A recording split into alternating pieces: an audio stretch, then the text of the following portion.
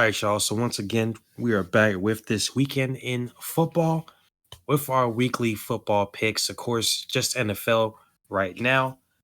College is just starting to get into their bowl season, but we're probably going to wait till the semifinals to do our picks for that, at least New Year's Six games.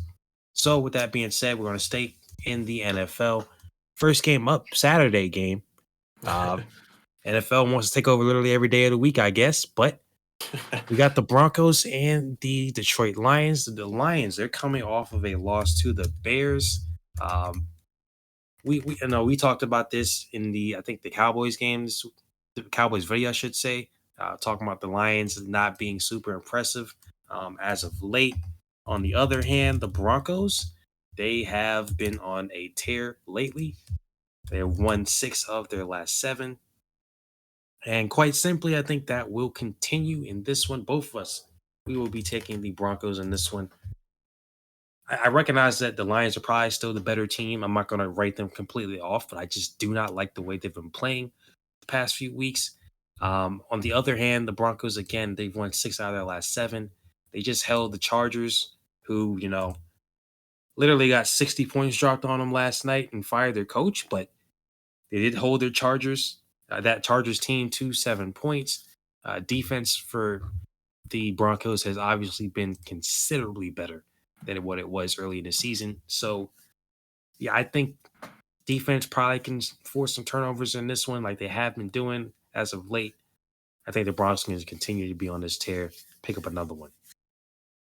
Yeah, the Lions are a good team. There's no denying that this year, but they have recently played some really weird style of football. They probably should have lost to the Bears twice this year. They had a very fortunate comeback win against them on that first game. So they could easily be, an 8-5 team, which would put the Bears not very far behind them. They would have 2 wins against them. The Broncos have won 6 of their last 7. They're 7-6. They've been on a tear. Their defense is ranked 29th, but that takes into account a lot of the early season things. Of course, having 70 put on you is going to kind of hold that down a little bit. But they have still been pretty good on defense since then. They force turnovers. They make games gritty. Cortland Sutton and Russell Wilson are playing pretty good football together. They're getting a good connection. They've got their star running back with Javonte in. Samaje P. Ryan was good in his absence, but obviously you'd rather have Javonte Williams running that running offense. So, yeah, I don't know. I think the stars are aligned for a Detroit loss in this one. I just think the Broncos are a little bit more geared up for this one. There's a lot on the line for both these two teams as the Lions division is starting to build itself up and get closer to the Lions as they start to waver a little bit. I think the Broncos are going to make it uncomfortable over there in the NFC North. I think they're going to take this one, which also leads them to make the Chiefs pretty uncomfortable as well. Going from there, we have a fun one. We have the 10-3 Dallas Cowboys against the scrappy 7-6 Buffalo Bills. I would have probably expected at the beginning of the season for them both to be about 10-3 at this point. Obviously, it's only a 3-game difference.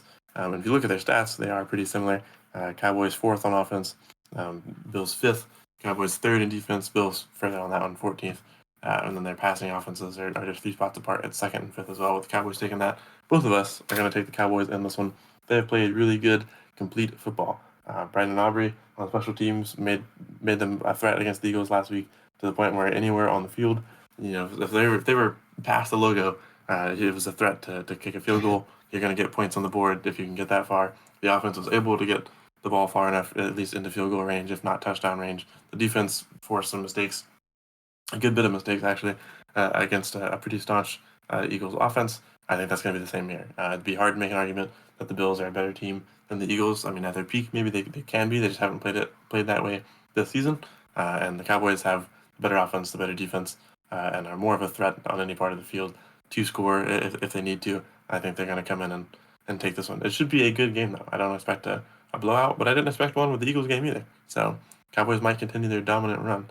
I think either way, whatever way they win, I think they will win this game. Yeah, I guess the easy pick would probably be the Cowboys, right? Based off what they did to the Eagles last week. Of course, the Bills are still 3 games behind the Cowboys. And they up until the last week, I mean, they were pretty much teetering. But I feel like somehow, some way, the Bills are gonna come back and bite us with this pick and win this game. But I'm still sticking with that pick, Cowboys. Right now, I mean, at this point in the season, I feel like you kind of are what you are. The Bills are probably a little bit better than what their record is, but you play the games and you can't just say, okay, they could be better. It's like they've played 13 games up to this point. Like you kind of are what you are. So I think it will be a good game, I think, but I would say the biggest issue in this one is if somehow the Cowboys have some turnover issues and Bills able to capitalize on that. Otherwise, I just don't think the Bills will be able to keep up with them. So I would say it's probably about a 10-point game, but I would say Bills be at least decently in it for most of it. We're going to skip to a game that is pretty important as far as AFC playoff implications. Got the Jaguars and the Ravens. Jaguars, they are in it right now. They just lost to the Browns last week, another AFC North opponent. Now they've got the best team in the AFC with the Ravens. We are both going with Baltimore. Am I going to sit up here and say I think Trevor Lawrence is going to throw 3 picks again? No, but he let us down last week. We said if he's in the game, he's going to win, and he goes and does that. I mean, I can't trust the man anymore. I don't know who he is anymore. I mean, it's no hyperbole though. Like let's be honest. The Ravens are just clearly the better team right now. And look, despite all the nonsense going on below the Ravens, I mean they are really the only super consistent team in the AFC right now. They need this game probably as much as anybody because you want to continue to get that lead in the AFC because you never know what's going to happen these last couple of weeks. And the Ravens are kind of up against it with who they've got. They've got the Jags, they got the Dolphins, they've got the Niners on Christmas. So it's not an exact cakewalk, but you know, that game against the Rams not a horrible team. They're just okay. Competitive one. Ravens, they probably know like they can't come into this game and take the Jags lightly despite what happened last week. So yeah, I'm gonna stick with the Ravens. This one I'll probably say they'll win this one by 10 as well. Yeah, I think this game would be a little less stressful for the Jaguars if they didn't mess around and lose 2 in a row. Recently here, they'd be in a better position to be able to take a loss as far as how that division is looking. But right now, they are in danger because if they take a loss here and some of their rivals win, we could see some shakeup in that division. Specifically, the Texans could make some stuff move. So could the Colts, just based on record. Realistically, though, the Ravens are just a stronger team here. I think they're going to come in and take this victory. They have played really well, even with the absence of Mark Andrews. And I can't really see a scenario where the Jaguars are able to overcome this Ravens team. I think they're both good teams, and I think we could see a good game here. But realistically, with the Ravens rushing offense, with the Ravens defense, I think we're just going to end up seeing a Ravens win that's probably around the 10-13. Maybe it's going to be probably a 2-score range. Jaguars have just been prone to some mistakes here recently. It's going to be hard for Travis Etienne to get it going against that Ravens rushing defense. So I just don't. As much as Clemson alumni, Clemson grad student, I'm a big Trevor Lawrence and Travis Etienne fan. They were here for a good part of the early parts of my time as a Tiger, and I followed their career at Jacksonville. Liked them a lot. This Ravens team is just going to be hard for them to beat. I personally find the Ravens to be maybe the top contender in the AFC. Might be somewhat of a hot take, maybe not, depending on your thoughts on the Chiefs. So I don't know. I think this is going to be a Ravens win and probably a pretty dominant one. Going from there, we have an interesting historical matchup, but I don't think history will repeat itself continued. We have the Philadelphia Eagles, who are 10-3 after they lost to the Cowboys, facing the Seattle Seahawks, who are 6-7 after they hit probably the most unfortunate stretch they could have hit this season, and have just slowly fallen down. Me personally, because the Eagles have this one locked up, I don't really have anything against the Eagles. I would love to see the Seahawks get a win here to give them a way to stay alive for the playoff hopes. But I don't think it's going to happen. Now the Seahawks have apparently beaten them the past 7 times. I think that's like almost a 15-year streak against the Eagles, which is crazy. Obviously, they're not in the same division, so you're going to have some spaced out games. Their last win was a playoff win, I believe, in 2021. Last regular season win was in 2020. Completely different Eagles teams that the Seahawks are beating, completely different Seahawks teams as well. The Eagles, despite their losses, definitely have one of the better offenses. They have a somewhat stout defense, and I personally think this game will be closer than most people might give it. I think that if Geno is fully healthy, I think that the Seahawks can put up a good fight here. If Drew Lock comes in this game, the Eagles probably crush them. But if it's a Geno Smith-led team, I believe that we'll have a decently close game, that the Eagles are just a more resilient team and will be able to come out on top. If we need a game-winning drive from one of those two teams, it's probably going to be the Eagles. And if it gets put in the hands of the Seahawks and then goes to overtime, I still think we're probably going to get the winning drive out of the Eagles in this one. So I expect a good game. This one should be fun. Good classic bird battle here. But I think the Eagles are gonna break history here on this one and end that streak against them.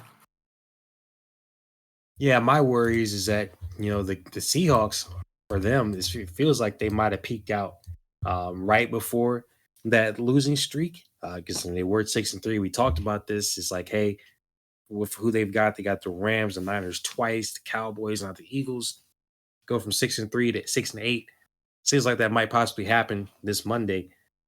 But besides peaking out at possibly that 6-3 spot, and they might have peaked out in that game against the Cowboys because I mean they gave the Cowboys everything they had, and to come up and lose like that, I mean that probably hurt, And even with the extra little bit of time because it was a Thursday game, that was just rough, and they absolutely need this game.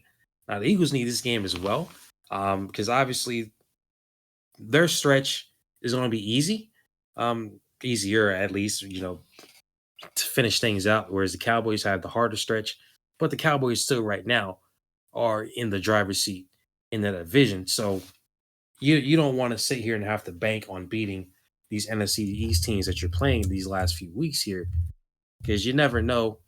You might turn around and lose to a couple of them here. You play the Giants twice, so in the last 2 weeks, so you might drop one to the Giants. So you don't want to sit here and not take this game against the Seahawks seriously. And the Cardinals, you never know with them. So I think the Eagles will come out and get this win, but I don't expect this to be like okay, the Eagles are completely back on a roll here, dropping 40 points or anything like that. Like it's probably going to be a lower scoring game in my opinion. I just don't think the Seahawks are going to be back up to what they were. Um, and I don't think the Eagles are going to completely bounce back for a little bit. Maybe not until playoff time, truthfully.